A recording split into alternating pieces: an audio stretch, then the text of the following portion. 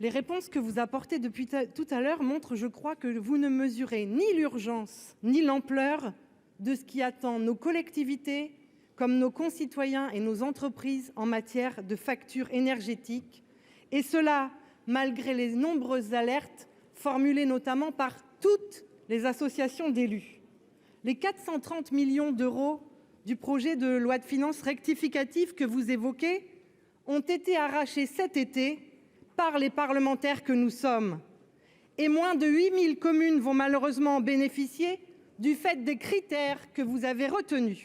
Quant aux fournisseurs, dont vous vous réjouissez qu'ils aient signé ce midi une charte, hier encore, ils menaçaient des communes de les couper d'énergie si elles ne payaient pas les tarifs qui s'apparentent, certains élus locaux l'ont dit, à du racket. Les sommes en jeu sont telles qu'il ne suffira pas d'éteindre l'éclairage public ou de baisser d'1 degré le chauffage dans nos écoles, et on risque en effet de vivre des coupures de services publics dans nos territoires. Le comble, c'est que nos collectivités sont en train de repousser des investissements qui permettraient précisément de réaliser des économies d'énergie. Allez-vous enfin entendre ce cri d'alerte et examiner les propositions qui sont sur la table, par exemple le retour au tarif réglementé de l'énergie, de vente de l'énergie pour les collectivités? Pour vous répondre, la parole est au ministre délégué chargé des comptes publics.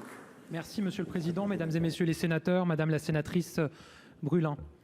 Nous avons tellement conscience du sujet et des tensions et des inquiétudes de nos collectivités que nous consacrons l'essentiel de notre temps, je le disais il y a un instant, à agir face à cet emballement des prix de l'énergie. Ma collègue Agnès Pannier-Runacher pourrait vous en parler. Elle termine ses soirées et ses nuits à Bruxelles pour négocier les avancées sur le marché de l'électricité, et elle commence ses journées comme ce matin avec les fournisseurs en France, précisément pour lutter contre les pratiques que vous évoquez. Donc oui, nous en avons pleinement conscience, et je le redis, la première priorité, et c'est ce à quoi nous sommes en train d'aboutir, c'est de réformer le marché européen de l'électricité pour faire baisser les prix. La deuxième priorité, c'est de soutenir et d'accompagner les collectivités locales. Mon collègue Christophe Béchu rappelait un instant que nous avons saisi aujourd'hui le comité des finances locales du projet de décret qui fait suite au dispositif de filet de sécurité que vous avez adopté et même enrichi au Sénat. C'était notamment le travail du rapporteur général Husson. Ce que je peux vous annoncer, c'est que les collectivités locales pourront faire une demande d'acompte dès la semaine prochaine et que celui-ci pourra leur être versé entre la fin du mois de novembre et le début du mois de décembre. On parle ici d'une prise en charge jusqu'à 70% de la hausse des prix de l'énergie ou de l'alimentation pour les collectivités, ou jusqu'à 50% de la hausse de la masse salariale liée à l'impact du point d'indice. Donc il y a cette action qui est menée. Le tarif réglementé s'applique pour 30 000 des 36 000 communes, celles qui ont moins de 10 salariés ou moins de 2 millions d'euros de budget.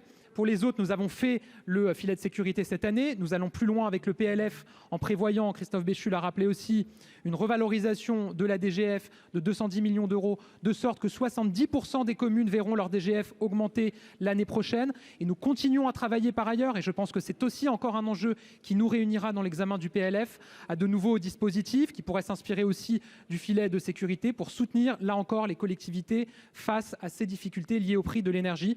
Vous le voyez, nous sommes mobilisés sur la question du prix pour le faire baisser et sur la question de l'accompagnement des collectivités pour continuer à les renforcer. Madame Brulin. Non, monsieur le ministre, toutes les collectivités n'ont pas accès aux tarifs réglementés, notamment pour le gaz.